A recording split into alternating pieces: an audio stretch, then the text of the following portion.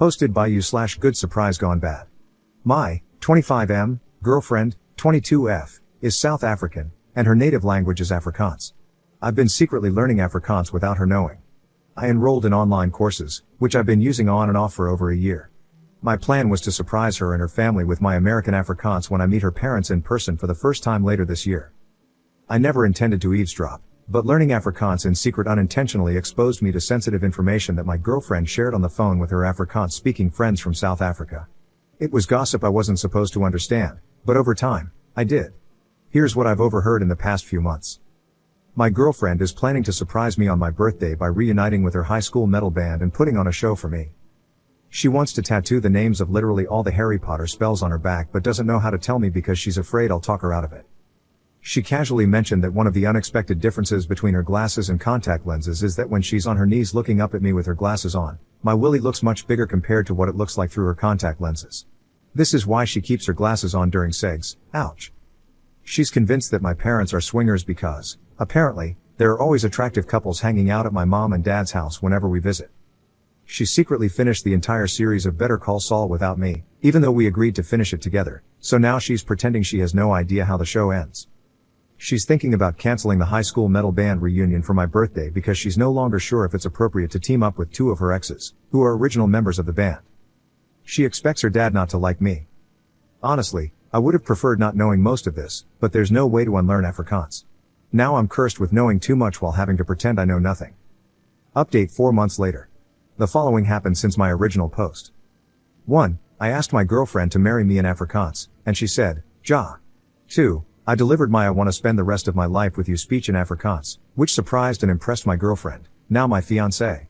3. As soon as my girlfriend became my fiancé, I casually mentioned that I had secretly been learning her native language and had unintentionally been eavesdropping on several phone conversations she had with her Afrikaans-speaking friends about things I wasn't supposed to understand. 4. My fiancé was embarrassed when she realized how much Afrikaans I was able to understand and apologized if she had made me feel uncomfortable. 5. I accepted her apology, even though it was unnecessary, well, except for finishing Better Call Saul behind my back. That was playing with fire in our relationship, almost unforgivable. 6. My fiancé got one of the Harry Potter spells on her back, Erecto Patronum. I'm kidding, I stole that from another story. My fiancé is still considering getting her back tattooed. I told her it was her choice, but I advised her to avoid covering her entire back with Harry Potter spells like she's some kind of Death Eater Michael Scofield. 7. My fiancé might be right about her dad not liking me because his expression of disappointment and dread when he heard the news of our engagement was priceless. That said, I'll win him over, though, even if it kills him. Jokes. 8. My fiancé fully believes my parents are swingers based on the different couples she's occasionally observed coming and going whenever we visited my mom and dad. She wants us to investigate because, for some reason, it's fun for her to imagine me being the son of parents whose sex life is far kinkier than mine. I'm not interested in opening that door because I don't want to know what goes on in my mom and dad's bedroom.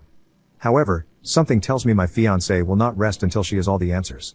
9. I made it clear to my fiancé that I had no problem with her reuniting with her high school band to perform at my birthday, unless it was uncomfortable for her that her exes were part of the band. My fiancé ultimately decided to cancel the band because of behind-the-scenes drama. The drummer, who was one of the exes, had apparently gained a lot of weight after high school and lost all confidence to perform in the band. The lead guitarist, the other ex, was only willing to participate if my fiancé agreed to play covers of gospel songs since he was now saved and no longer interested in playing the devil's music. The bass guitarist wanted money. 10. My fiancé still wears her glasses during sex. Second update 17 months later. Last time I was here, I shared an update related to my original post, but I deleted that update because I was excited to tell the internet, aka all of you, that my girlfriend and I got engaged. However, since then, not only have we gotten unengaged, but we've actually broken up. In my original post, my ex-girlfriend, who was still my girlfriend back then, had a wild theory that my mom and dad were swingers just because they always had people at their house. I never believed it, but I thought it was hilarious that someone thought my parents were that interesting. Not gonna lie, I struggled to move on after the relationship ended. My apartment had too many memories of my ex, so I called my parents to ask if I could stay with them for a bit to clear my head. They said yes. My dad even offered to pick me up, which I accepted.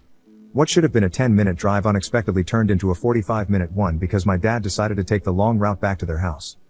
When he was done making dad jokes to help me get over my breakup, he started doing that weird dad thing where he's trying to bring up an awkward topic but finds it too uncomfortable to just spit it out. Instead, he ends up saying a bunch of words only he understands. I had to interrupt him and basically beg him to make sense. That's when my dad said that since it was unclear how long I was planning to stay, he felt compelled to prepare me for what I might see at the house. If my ex had been there at that moment, she would have punched me on the shoulder and said, "I freaking told you," because my dad went on to confirm her swinger theory. This meant it was no longer a theory but the truth, or as I like to call it, trauma. By the time we finally made it to the house, my dad had made sure I knew everything I needed to know. I even made a list based on what I learned from him. 1. Both my parents were swingers when they met. 2. Swinging was not something they wanted to do while raising kids, so it was off limits when they became parents. 3. To see if they still got it, my parents returned to swinging once they had the house to themselves again. Spoiler alert, they still got it. 4. Hosting swinger parties became something they did frequently, usually with themes. 5. My parents were planning to host another swinger party soon, but my mom was considering canceling it so I could stay for as long as I wanted. 6. If they canceled, it would be the first swinger party they called off since COVID. 7. The theme for the upcoming party was prom night. I never expected my dad to go so hard in the too much information category, but once he crossed that line, he let it all out. I stayed with my parents for a total of 2 days before it became abundantly clear that while knowledge might be power for some people, for me, knowledge was punishment. My mom, who had no idea I low-key knew she was swinger mom, tried to convince me to stay longer, and she almost succeeded, but I was done with my dad using our father-son bonding time to play guess which one of our neighbors are also swingers. I used an Uber to get back to my apartment. No more dad rides. I've never been so happy to return to a place haunted by my failed relationship. Up on why the relationship ended. My ex and I broke up because of a tattoo. Her friend passed away, which prompted her to get his name tattooed on the back of her neck.